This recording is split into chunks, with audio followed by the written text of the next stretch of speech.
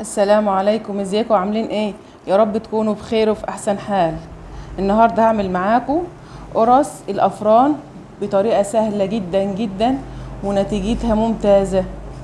شايفين القرصه ما شاء الله، ناعمه وطريه وهشه بجد تحفه، وبمقادير اقتصاديه قوي وبطريقه سهله.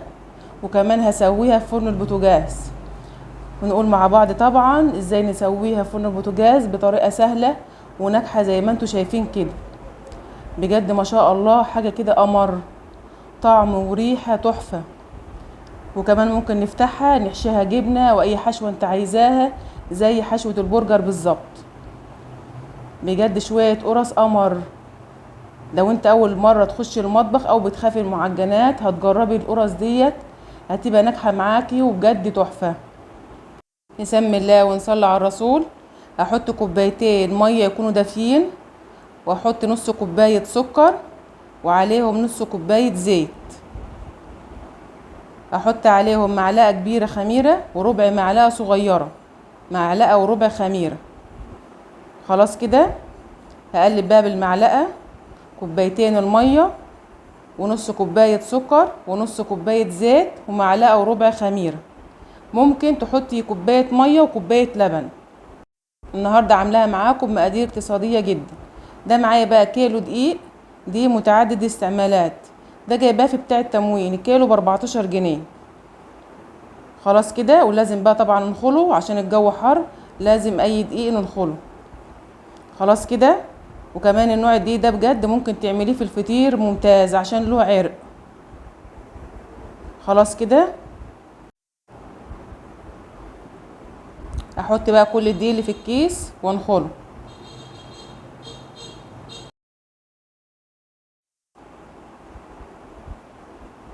خلاص كده، مهم قوي ننخل الدقيق.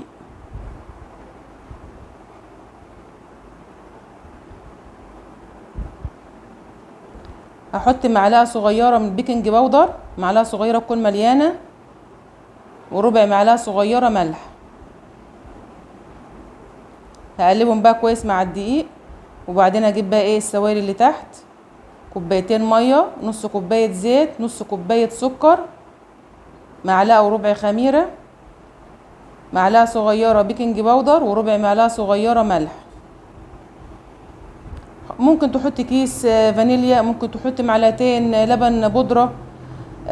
دي كلها اضافات ممكن تحطيها زي ما انت عايزه. النهارده عاملاها بطريقه اقتصاديه خالص، يعني ما فيش بجد اقل من كده. شويه دقيق وشويه زيت هتعملي احلى قرص. حطينا في الاول كوبايتين ميه، ففي كمان نص كوبايه ميه نحتاجها واحنا بنعجن. ده على حسب طبعا نوع الدقيق، يعني ممكن تحتاجي كمان كوبايه الا ربع من الميه. خلاص كده، عايزاها تكون عجينه طريه وناعمه وما بتلزقش. ودي طبعا من القرص اللي لازم نعجنها كويس قوي، غير القرص المبسوسه اللي هي اللي كانت حشياها بالملبن والعجوه، عملتها معاكم قبل كده، ما بتحتاجش عجن كتير. اما القرص بتاع النهارده ديت لازم نعجنها كويس جدا، ما يقلش عن 10 دقايق تعجنيها تكون ناعمه معاكي بالشكل ده.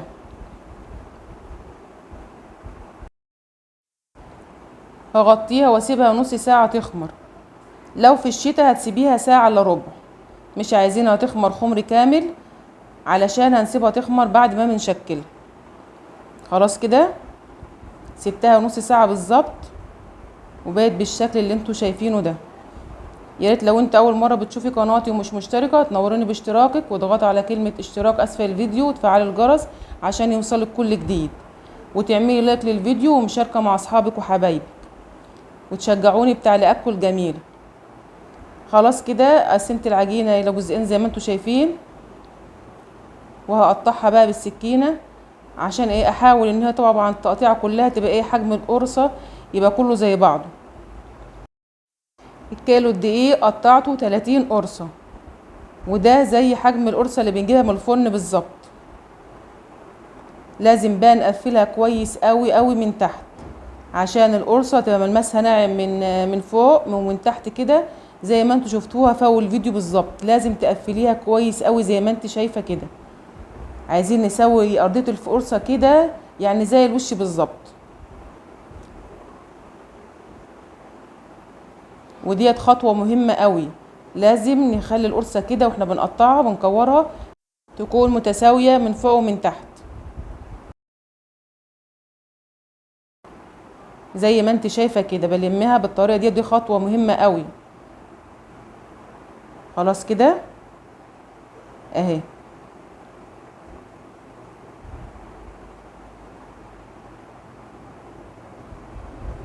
كورتهم بقى كلهم زي ما انتوا شايفين، ولازم نغطيها بكيس. فتحت كيسين من بتوع التلاجة وغطيتها عشان ما تنشفش. وضروري بقى لازم نسيبها 10 دقايق ترتاح، 10 دقايق بس.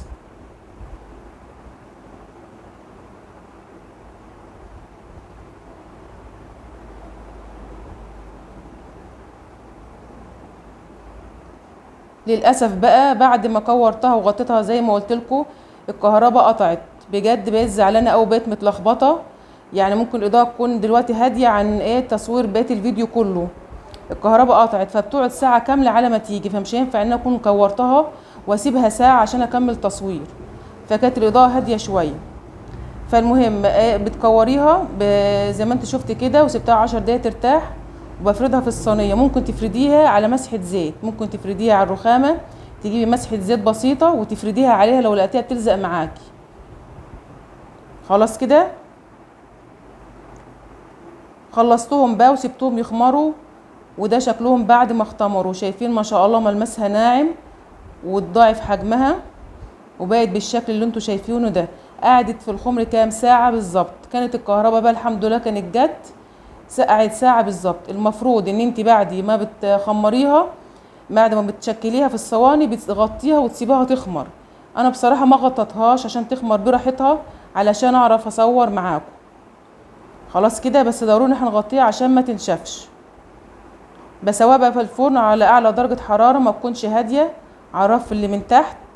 تاني رف من تحت، اسفه، تاني رف من تحت.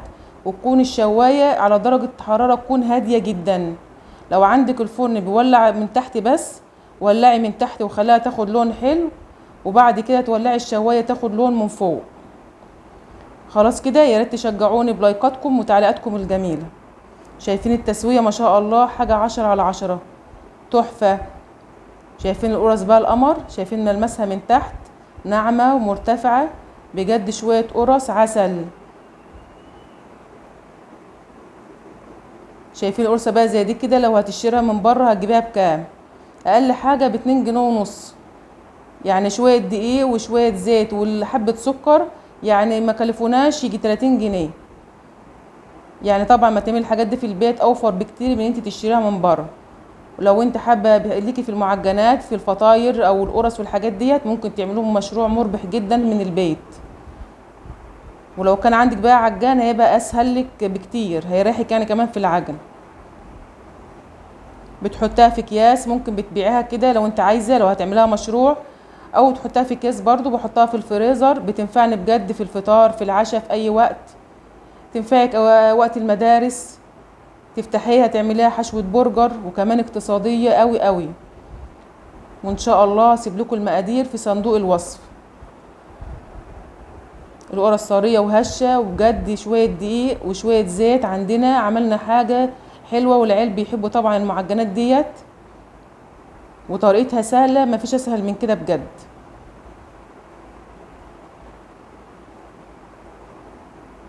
حطيتهم بقى كلهم في الصينيه. وضروري اول ما نطلعها من الفرن لازم تغطيها بفوطه مش بكيس. اول ما نطلعها من الفرن لازم نغطيها عشان تطلع تبقى طريه معانا. هحطها بقى في الاكياس زي ما انتوا شايفينها كده، وهحطها في الفريزر. التسويه مهمه جدا لنجاح المعجنات بالذات. لو انت عامله المقادير مظبوط وكده وجيتي في التسويه ما ظبطتهاش، هتطلع ناشفه معاك ومش حلوه. لازم نظبط التسويه بتاع القرص عشان تكون المخبوزات معاكي مظبوطه، تكون هشه وطريه. خلاص كده. من اجمل واسهل المخبوزات اللي ممكن تعمليها، واقتصاديه جدا. يا رب يكون الفيديو عجبكم، وشكرا للمشاهده.